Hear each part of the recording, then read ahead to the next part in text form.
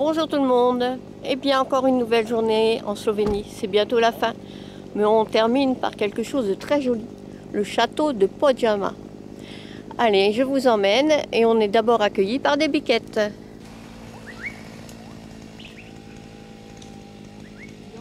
Elle en a rien à faire de toi, la dame. C'est peut-être un monsieur. Ah oui, c'est une dame.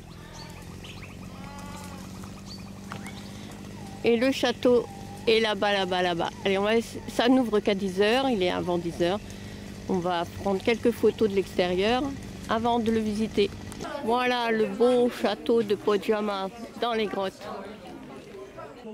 Stayed here for some time, and the army even came here. They found him after a couple of months and tried to take the castle itself, but they couldn't because it's impossible.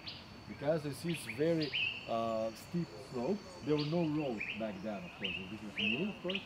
So you couldn't charge with horses or anything. So people usually the army were. Alors ici, c'est impressionnant. Je vous montre le haut. Voilà le haut. Après, je descends. Il y a le château qui est incrusté dans la roche. Et on sait dans les grottes. Et on descend. Et on descend. Et voilà. Et ensuite, on entend de l'eau en bas.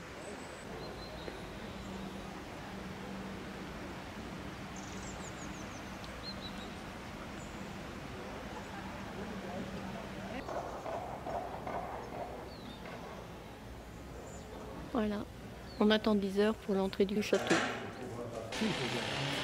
C'est dommage, l'emblème est effacé et on voit pas. C'est peut-être 1510.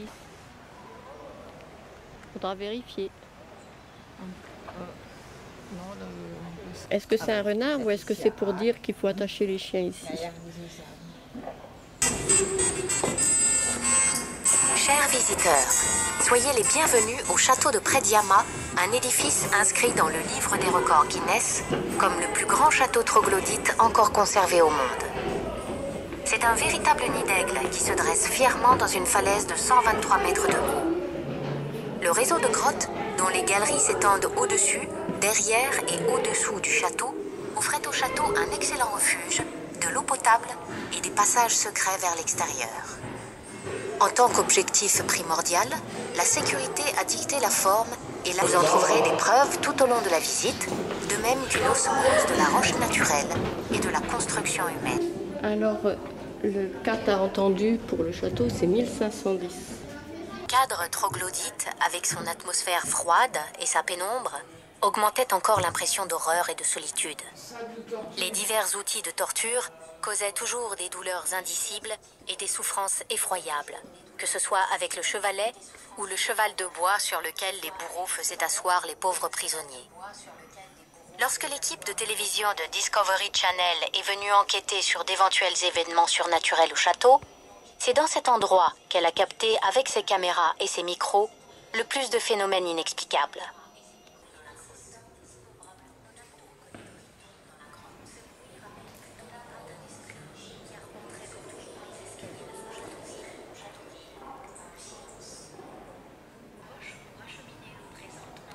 Salle à manger. Vous vous trouvez dans la partie centrale qui abrite les plus grandes salles du château. C'est ici que résidait la famille du châtelain. Les murs imposants, de 168 cm d'épaisseur, assuraient la sécurité des occupants du château. Les niches des fenêtres étaient les endroits les plus lumineux, les plus chauds et les plus agréables du bâtiment. Comme il faisait froid et sombre autrefois ici, et comme la vie était différente à cette époque, le château a toujours offert énormément de sécurité, mais très peu de confort à ses occupants.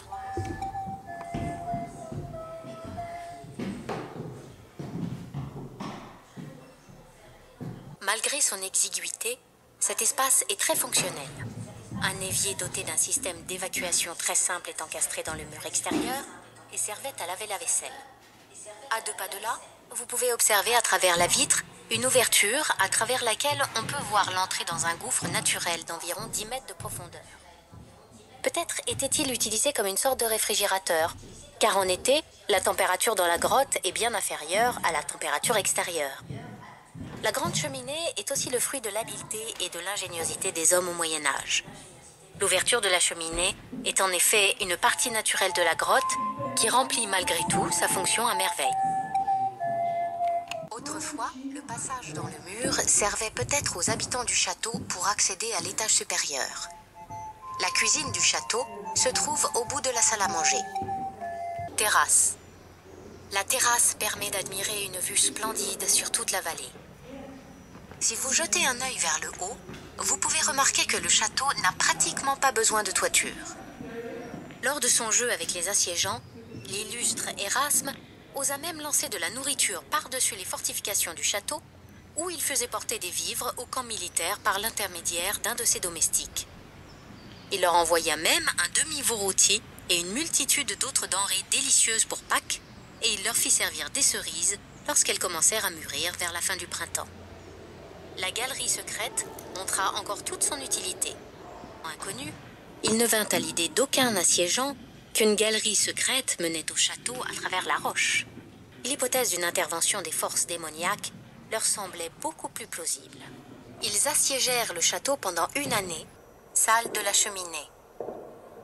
C'était la salle la plus confortable et la plus agréable du château, car elle était chauffée.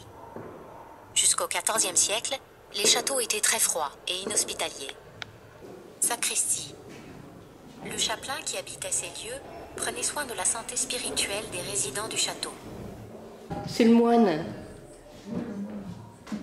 Oh bah, son lit il est moins beau que celui d'à côté. Hein. Avec un oreiller de paille.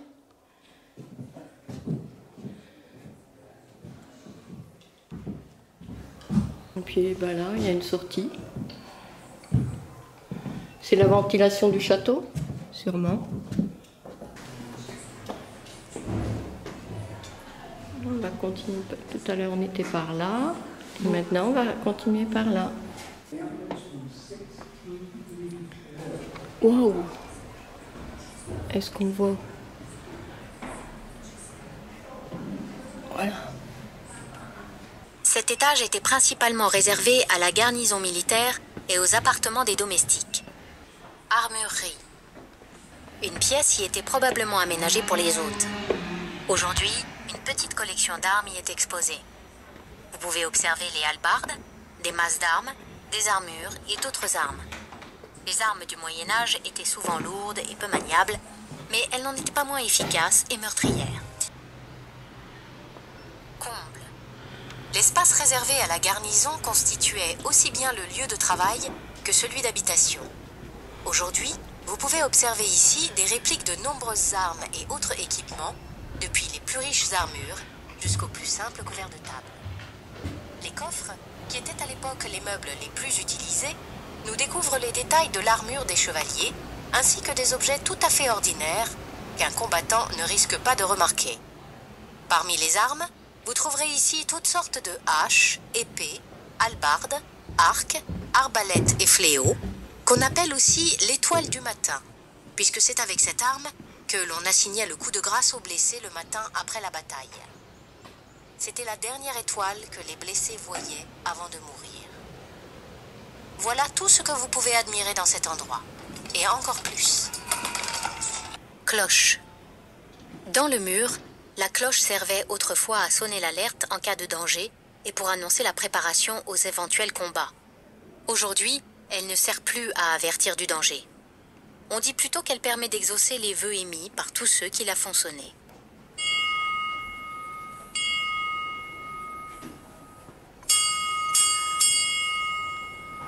Salle de guet du château.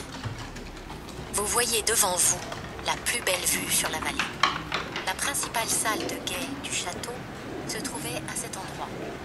Mais la vue qui s'ouvrait depuis cette salle était bien différente de celle que l'on peut observer aujourd'hui. Partout où le regard pouvait porter, on ne voyait aucun arbre, aucun buisson. Il était en effet trop dangereux de permettre aux ennemis de se cacher à proximité du château.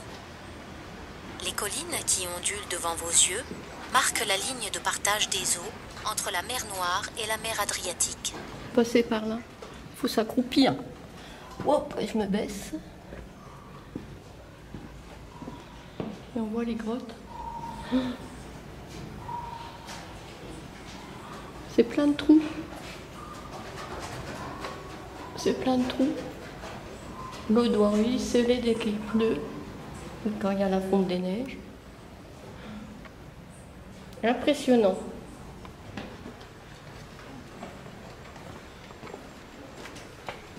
Devant le château troglodyte.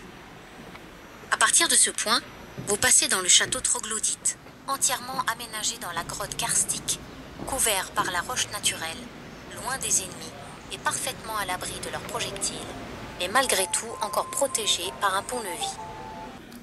Château troglodyte. Seuls les vestiges des murs de l'ancien château troglodyte indiquent que cette partie de la grotte offrait autrefois un abri et la sécurité aux habitants du château. Il ne fut vraisemblablement construit qu'à la fin du XIVe siècle ou au XVe siècle et servait d'abri ou de refuge. Cette partie du château donnait aux occupants du château une dernière chance de se défendre si des assaillants parvenaient à pénétrer dans l'édifice par la porte principale. Seul le mur d'entrée qui ferme efficacement l'entrée naturelle de la grotte est encore entièrement conservé. Les deux fenêtres encore visibles dans le mur permettent d'ébaucher la silhouette de cette partie du château. Juste au-dessus de la première fenêtre, on peut voir le niveau d'un étage. Les salles étaient extrêmement exiguës et nous ne savons pas combien il y en avait. Le château troglodyte n'abritait certainement que 2 étages, mais plus l'on pénètre à l'intérieur de la grotte, moins l'on trouve de marques de l'étendue de cette construction. Peut-être que la cuisine se trouvait un peu plus haut que la première pièce, et que le foyer était lui aussi encore un peu plus haut, avec la forge. Continuez à monter jusqu'au sommet.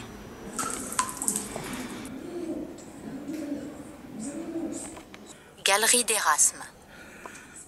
Voici le point le plus haut de notre visite. Les escaliers continuent encore plus loin, mais cette partie est fermée aux visites normales. C'est par ici qu'Erasme allait chercher la nourriture, et bien sûr les cerises. Encore aujourd'hui, il est possible de suivre les pas d'Erasme de Prediama dans la galerie.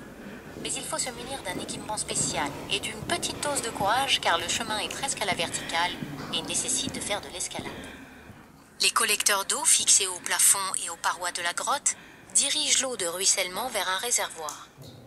L'eau était autrefois acheminée depuis ce réservoir vers les étages inférieurs par des canaux en pierre.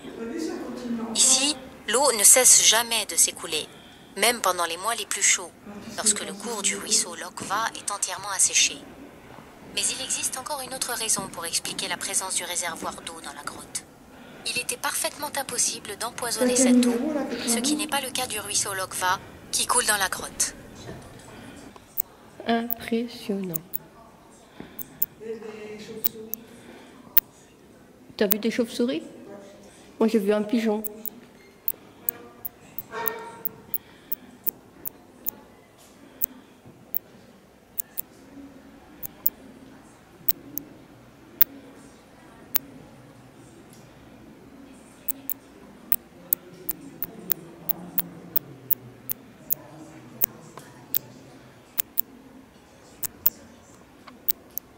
Voilà, on redescend maintenant. Eau fraîche. L'eau qui était recueillie dans la grotte derrière le château était conduite à travers des conduites de pierre dans la paroi rocheuse vers les étages inférieurs où elle était stockée et constituait une source d'eau propre et fraîche pour les habitants du château. Salle des chevaliers. La salle des chevaliers est la salle la plus médiévale du château. Comme autrefois, le plafond est encore aujourd'hui recouvert de sang de bœuf qui était jadis considéré comme un excellent produit d'imprégnation. Les niches gothiques dans les murs retiennent l'attention. Les longs rideaux de velours le long du mur, qui servaient à lutter contre l'humidité et le froid, dissimulent l'entrée d'un espace caché de plus petite dimension. C'est dans cet endroit que tous les documents et actes de famille étaient conservés. Près de la porte de sortie, une ouverture fermée par une grille donne accès à une petite galerie souterraine. C'était le chenil des chiens de chasse. J'ai trouvé là où il y a les chiens de chasse en bas, la grille. J'avais pas vu tout à l'heure. Sarcophage. Le nom du propriétaire du sarcophage de pierre est gravé dessus. Hugo Alfred Windischgrätz, qui est enterré dans sa sépulture familiale à Vienne. la famille Vintage-Grätz, dernière de la longue liste de propriétaires du domaine, donna au château un caractère de résidence de chasse. Cave du château. Les provisions de nourriture étaient stockées en sécurité à la cave. C'est aussi ici qu'une partie du trésor des châtelains fut cachée dans la précipitation au XVIe siècle. De la vaisselle, des verres et un moulin à vent, plaqués d'or et décorés de filigrane, furent découverts ici dans la terre. Ces objets sont aujourd'hui conservés au musée de Postojna. Qu'est-ce qui a pu effrayer autant les châtelains pour qu'ils enveloppent en vitesse ce trésor dans un simple linge et qu'ils l'enterrent dans le sol de la cave? Nous ne le saurons probablement jamais. Quoi qu'il en soit, la cave était une cachette idéale, car le trésor ne fut mis à jour que 400 ans plus tard, au cours de la dernière grande rénovation, en 1991. Pour finir, juste avant de quitter le château, vous pouvez observer l'endroit où les chevaux étaient autrefois attachés. Le schéma du réseau de grottes qui s'étend sous le château est également affiché sur le mur. Avec plus de 14 km de long, ce réseau souterrain est le deuxième réseau touristique de grottes après celui de la grotte de Postojna. Au Moyen-Âge, avant que la tour d'entrée fût construite, c'est dans l'entrée de la grotte que les écuries étaient aménagées. En été, la grotte est ouverte aux visites et propose aux visiteurs les plus courageux et les plus curieux de véritables aventures dans les galeries souterraines. Ces galeries sont parfaitement naturelles et ne sont pas aménagées pour les touristes. En hiver, elle ferme ses portes pour laisser la place à une multitude de chauves-souris de différentes espèces qui viennent y hiverner.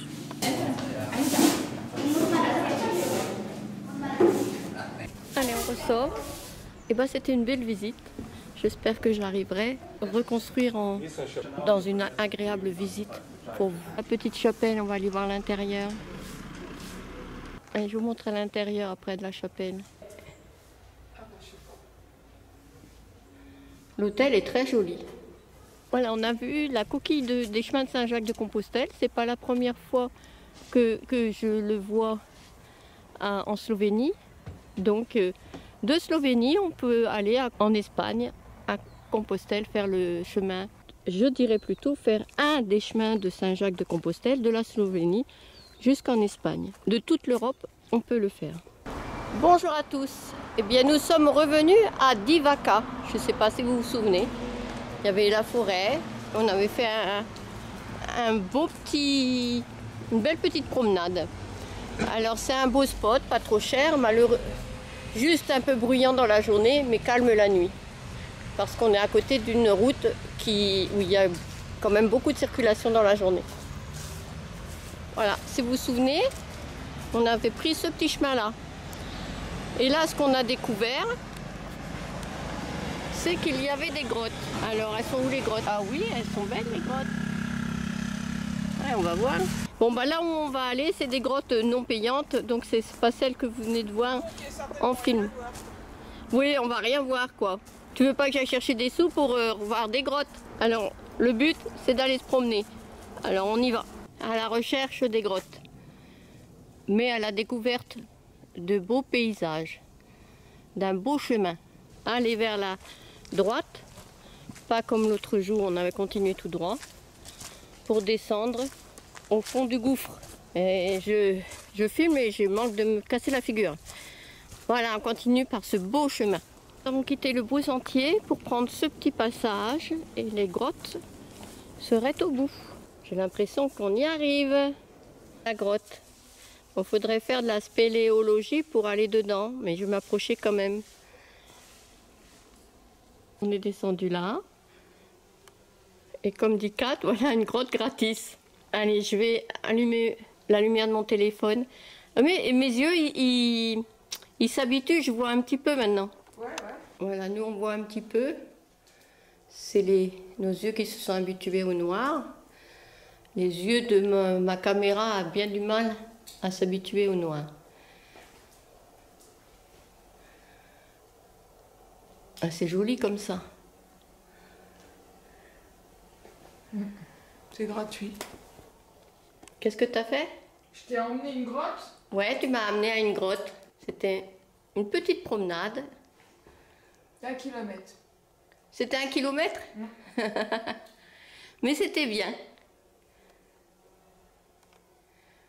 On entend les guêpes, les mouches, je sais pas. Maintenant, faut remonter. Alors maintenant, faut remonter. Kat a déjà remonté, il faut que je fasse attention parce que ça glisse. Et là, je vais te prendre en photo. Et là, moi, je te prends juste ta tête. Est-ce que je te vois? Kat me prend en photo et moi, je la filme. Ça fait joli l'entrée de cette grotte. Toute cette mousse.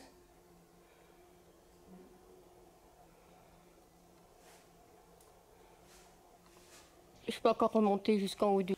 On voit la belle végétation, la mousse, les cyclamènes, les petites fougères. Il y a beaucoup de cyclamènes. Kat est déjà en haut.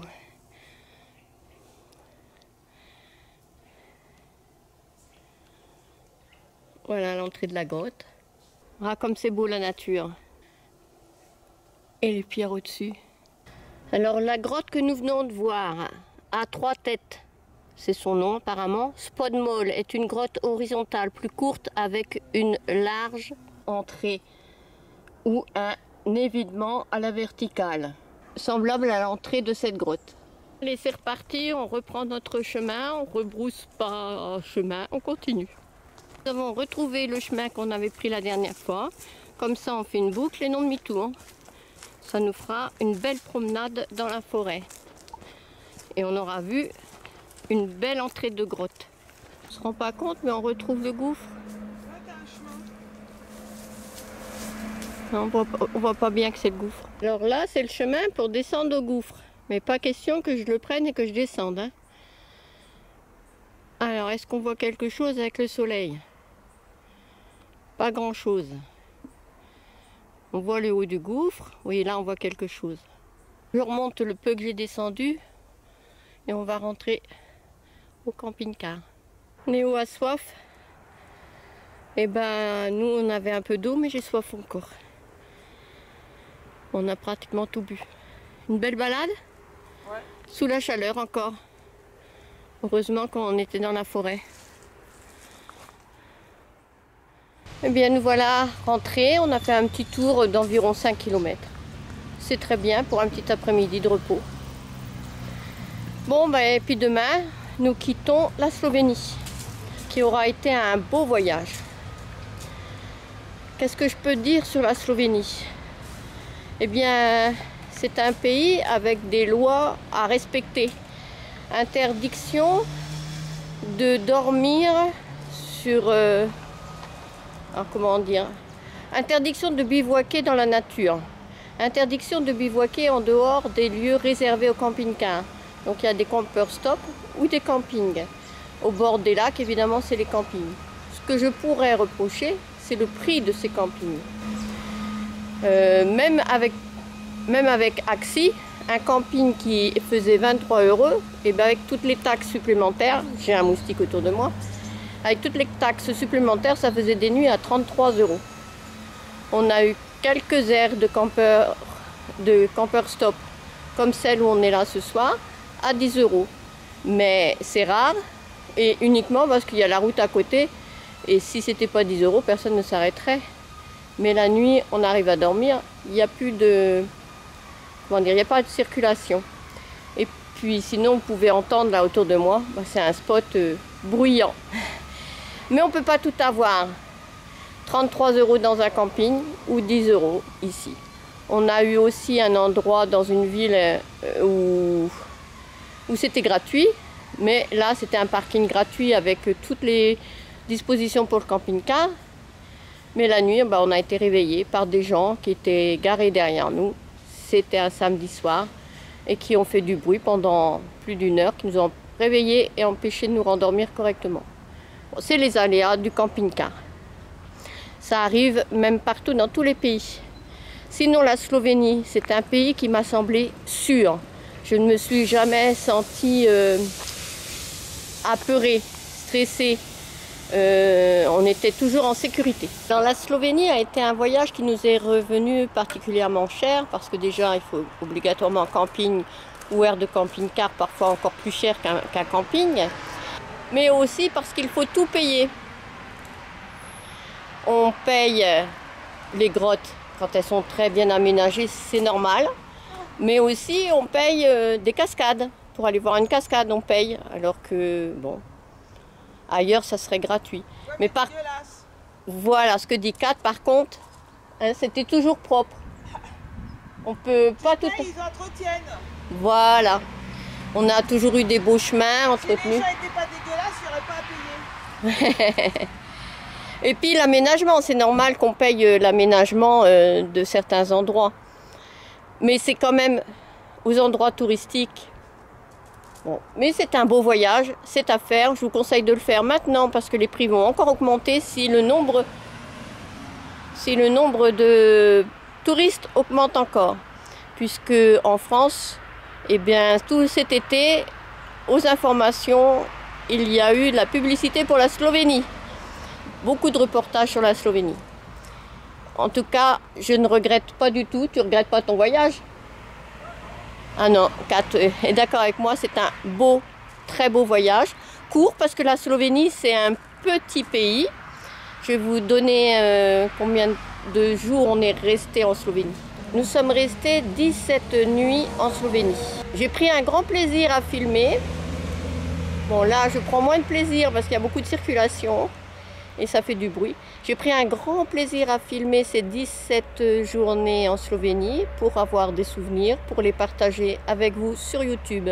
Et j'espère que tous les films que je montrerai cet hiver vous auront plu, vous plairont et que ça vous donnera envie de venir en Slovénie. C'est un petit pays où nous avons pris souvent l'autoroute pour aller d'un lieu à un autre et pour éviter la galère qu'on a eue une fois, c'est-à-dire de passer par la montagne, les petites routes où il était galère pour se croiser. Météo aime bien ici parce qu'elle peut passer sous le grillage et elle se sent en sécurité dans la forêt. Et là, pas besoin d'attacher Néo. Il est là. On n'est pas tout seul, on ne dormira pas tout seul. Il y a un camping-car qui s'est installé à côté de nous.